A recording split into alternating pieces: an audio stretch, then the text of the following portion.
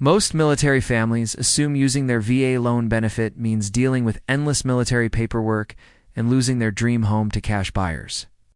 It is deeply frustrating to serve your country, only to feel overwhelmed by confusing lending requirements when you try to buy a home in Virginia. I'm Dwayne Buziek, your Virginia mortgage broker. Two massive secrets that big national lenders hide from veterans can completely transform your home buying journey today.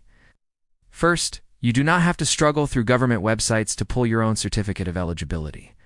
Our team electronically pulls your CO for you behind the scenes using just your social security number and date of birth.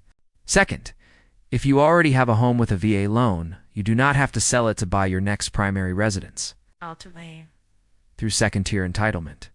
Qualifying service members can keep their current house as a rental and buy their next Virginia home with zero down payment. Comment the word veteran below if you are ready to claim the full home buying benefits you earned through your service. With our NoTouch credit pull, we review your eligibility without dinging your credit score or causing unwanted spam calls from pushy lenders. You deserve the absolute peace of mind, stability, and wealth-building power of owning a home in the community you protected.